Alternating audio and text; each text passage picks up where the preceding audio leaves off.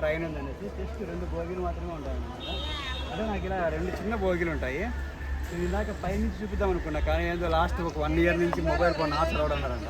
మరి ఎందుకో ఏమో తెలియదు, కానీ మీరు చూసుకోండి ఆ రైల్వే పట్టాలు ఉన్నాయి కదా, ఆ చిన్న బోగీలో రైలు వెళ్తుంది. మ్యాక్సిమం ఒక 60 లేదా 40+ యాత్రికులు దాంట్లో పడతారన్నమాట.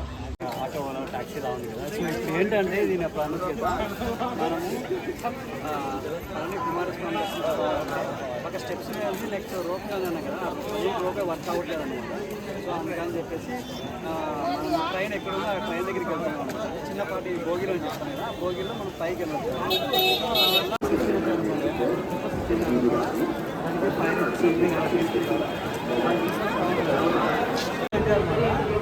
ఒక ఇంజిన్ 2 బోగీలు ఉంటాయి. ఇది కూడా ఎప్పుడు ఫస్ట్ టైం ఎక్కుతున్నాను, నాకు కూడా కొంచెం ఎక్కడనే ఎగ్జైట్మెంట్గా ఉంది. ఈ టాయ్ ట్రైన్లో వెళ్ళాలనేసి అనుకున్నాము. వెళ్ళడానికి దాదాపు మాకు ఒక 2.5 hours 3 hours పట్టింది. టికెట్స్ కూడా రేట్స్ కొంచెం విచిత్రంగా ఉన్నాయి. పెద్దవాళ్ళకైనా పిల్లవాళ్ళకైనా 25 రూపీస్ అని, తర్వాత 50 రూపీస్ అని, తర్వాత 60 రూపీస్ అని ఉన్నాయి. కాకపోతే మీరు అందరూ కూడా ఎవరైనా సరే 25 రూపీస్ టికెట్ తీసుకోండి. 25 రూపీస్ కాకుండా 60 ఏదైనా సరే అల్టిమేట్గా మీరు ఆ టాయ్ ట్రైన్లోనే కొంచెం వెళ్తారన్నమాట.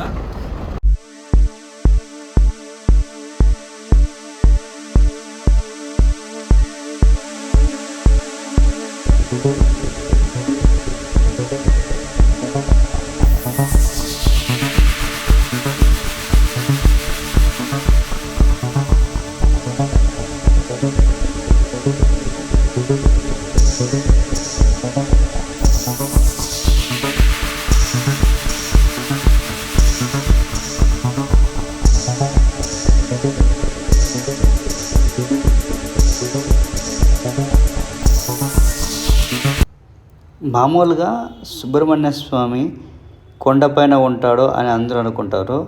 అలా ఉండడానికి కారణం ఏమంటే, ఆయన కొండపైనే నివసించడానికి, భక్తులకు అక్కడే దర్శనం ఇవ్వడానికి ఒక వరాన్ని పొందినాడు.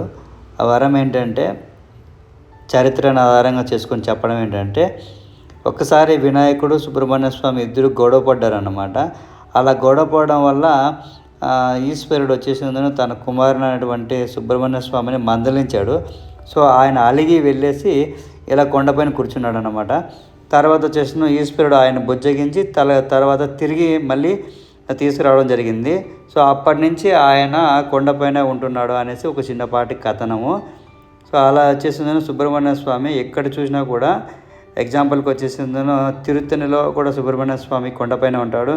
తర్వాత మనం చూసినటువంటి పళనిలో కూడా సుబ్రహ్మణ్య స్వామి కొండపైన ఉన్నాడు. అలాగే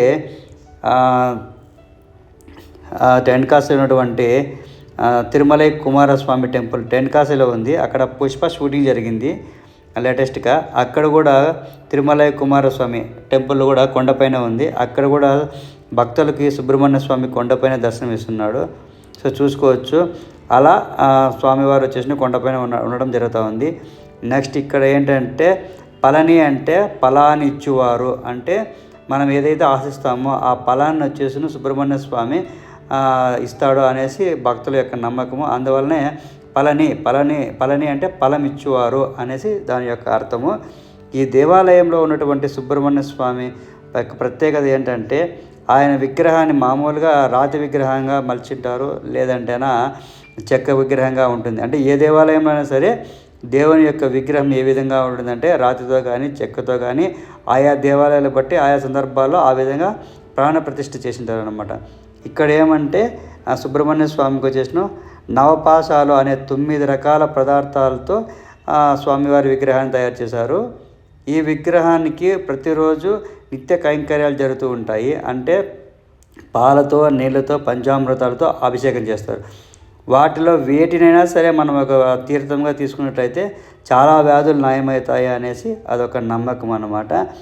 సుబ్రహ్మణ్య స్వామి 6 ప్రఖ్యాత దేవాలయాలు ఉన్నాయి కదా. 6 ప్రఖ్యాత దేవాలయాల్లో, ప్రఖ్యాత క్షేత్రాలలో ఈ 4వ ప్రత్యేక క్షేత్రం ఏదైనా ఉంది అంటే అది పళని క్షేత్రం అన్నమాట. మీరు గమనించవచ్చు.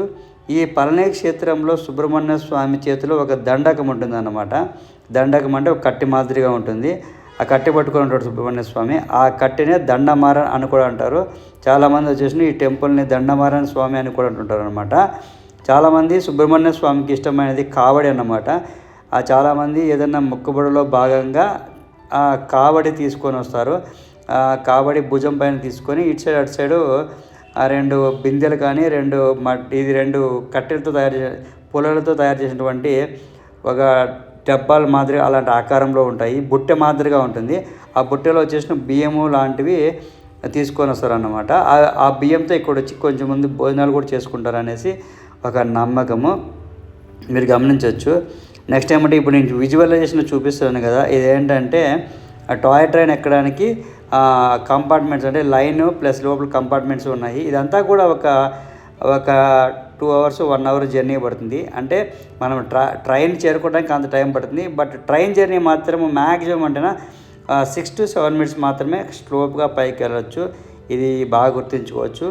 మేము వెళ్ళినప్పుడైతేనా క్రౌడ్ ఎక్కువగా ఉండడం వల్ల ఏం చేసామంటే అక్కడ 2 types ఆఫ్ టికెట్స్ ఉన్నాయి. 25 rupees టికెట్, ఆ తర్వాత వచ్చేసిందను 200 rupees టికెట్. మేము వచ్చేసిన 200 rupees టికెట్. బాగా చెప్పింగా చాలా బాగుంటాయి చూసేదానికి. కానీ అన్నిటికీ 100 రూపాయలు 1, 2, 3, 4, 5కి తగ్గించుకోవచ్చు. పైన ఫోన్ పెట్టుకోవచ్చు, ఇంకొక ఫోన్ పెట్టుకోవచ్చు. సబ్స్క్రైబర్స్ మా అన్న ఛానల్ సబ్స్క్రైబ్ చేయండి. ఇటువంటివి బాగా ప్రోత్సహించండి. అటువంటి వారికి ఉపాధి అవకాశాలు కల్పించండి. Super super.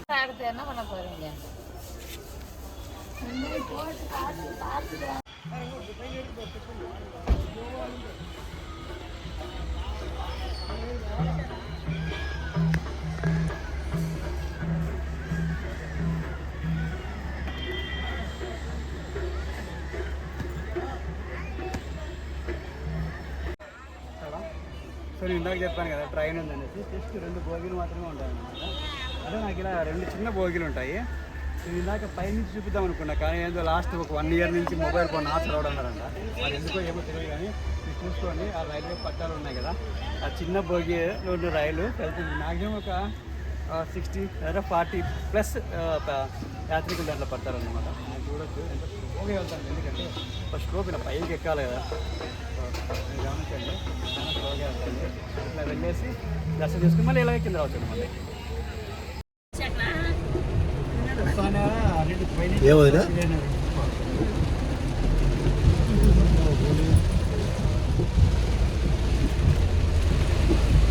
యాత్రికులు కొంతమంది పాదయాత్రలో భాగంగా స్టెప్స్ ఎక్కారన్నమాట శ్రీ పళని సుబ్రహ్మణ్య స్వామిని చూడాలనేసి. తర్వాత నేను మా అమ్మ మా నాన్న మాతో పాటు వచ్చిన బాలసుబ్రహ్మణ్యం మేము వచ్చేస్తున్నాము ఈ టాయ్ ట్రైన్లో వెళ్ళాలనేసి అనుకున్నాము. వెళ్ళడానికి దాదాపు మాకు ఒక 2.5 hours 3 hours పట్టింది.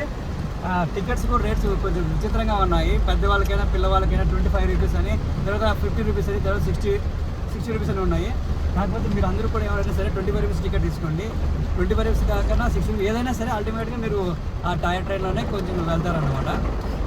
మ్యాక్సిమం కూడా సాటర్డే రావడానికి ప్రయత్నించద్దండి, మిగతా రోజుల్లో రండి, క్రౌడ్ తక్కువగా ఉంటుంది. నెక్స్ట్ ఏమంటే పైన వెళ్ళిన తర్వాత సో అక్కడ కూడా టికెట్ 25 rupees ఉంటుంది. ఆ 25 rupees ప్రిఫర్ చేయండి. చాలా ఫాస్ట్గా రావడం జరుగుతుంది అన్నమాట. ఇది గుర్తుంచుకోండి. వర్షం పడుతుంది చూడండి, పన్నెండు ఫాస్ట్గా వర్షం పడుతుంది. సో అందుకని నేను మీకు సరిగ్గా చూడలేకపోయాను. ఇంకో విషయం మీరు గుర్తుంచుకోవాల్సిన విషయం ఏంటంటే లాస్ట్ 1 year బ్యాక్ మేము పళని టెంపుల్కి వచ్చి మంచి వీడియో తీసాం అనమాట పైన అంతా కూడా. బట్ ఇప్పుడు ఏంటంటే మొబైల్స్ అనేది నాట్ అలౌడ్, అది మీరు గుర్తించండి. చాలామంది మొబైల్స్ పైకి తీసుకొని వచ్చేసి ఇప్పుడు అక్కడ ఉన్నటువంటి అధికారులు మొబైల్స్ తీసుకునేసి చిన్నపాటి ఫైన్లు వేస్తున్నారు. కాబట్టి తీసుకురాకపోవడం చాలా మంచిది మొత్తం అని చెప్పడం జరుగుతుంది అనమాట.